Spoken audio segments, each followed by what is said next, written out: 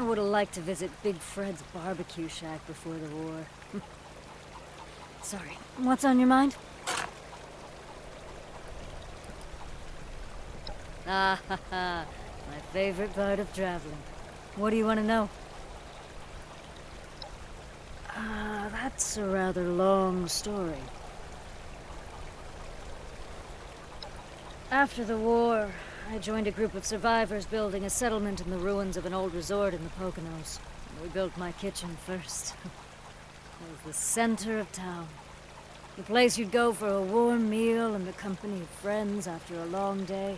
We had 15 good years before the raiders came.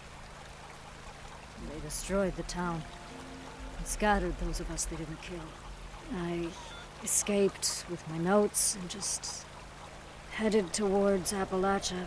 Then I remembered all the stories I'd heard about the recipes locals like Delbert Winters had created. So I set out to learn more about Appalachian cooking traditions, new and old.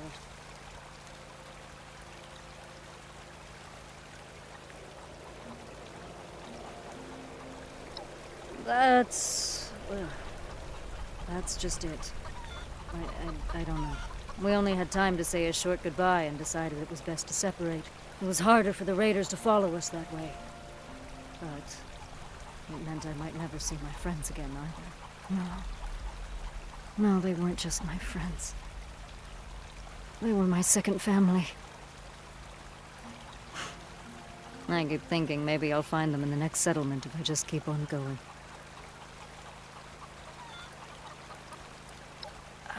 That's a rather...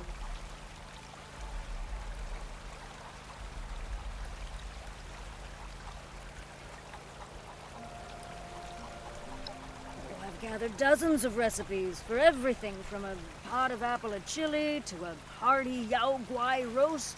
I want to learn more about Appalachia's celebrations and the foods that go with them. You know, I met a trader that told me the same thing. He said something about an old family recipe that's since been lost. Whew. Of course now, that means I have to get my hands on it. If I can track it down, that is. What do you want to talk about? I was born in Philadelphia, spent my whole life there until culinary school. After graduating, I went back to Philly to be near my family while I started making a name for myself as a chef. My dream was to open my own restaurant. Please, don't be. I never expected to find myself traveling this way, but I sure don't regret it. I'm still doing what I've always loved. Preparing meals, learning new recipes, finding small ways to pass that knowledge on. Yes, most of the time. I've traveled with groups and cooked for caravans, but I like setting my own schedule.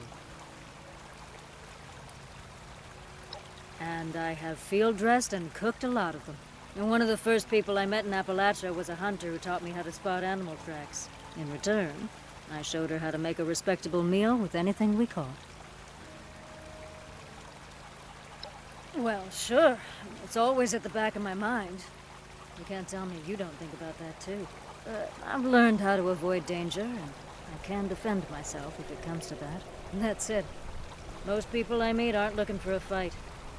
A warm meal and a conversation are far more common. What's on your mind?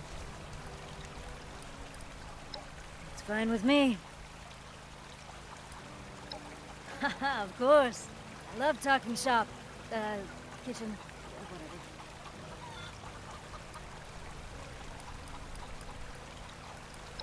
Whatever. Well, I have a recipe for scorched beast mixed meat stew that I haven't been able to make yet. It calls for just about every cut of meat you can get. Now, I'm a fair hunter, but game like that is beyond me. I don't know how, but I'll make a banquet of one of those things someday. Oh, don't worry. You're first on the list already. I could say it was an act of rebellion against my parents. They were academics who wanted me to follow them into their field. But they came around once they realized my interest wasn't a phase.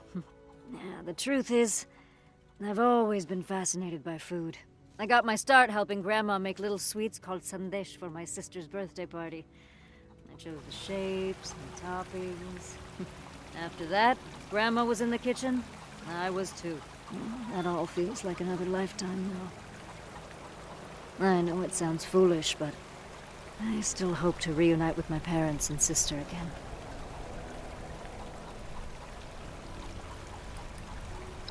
I wanted to have a record of everything I made, so I started our family cookbook when I was 6. At first it was meals I learned from Grandma, and as I got older, I added my own creations. When the bombs fell, I was on a research trip, developing recipes for my own restaurant. Those notes grew into the collection I have today.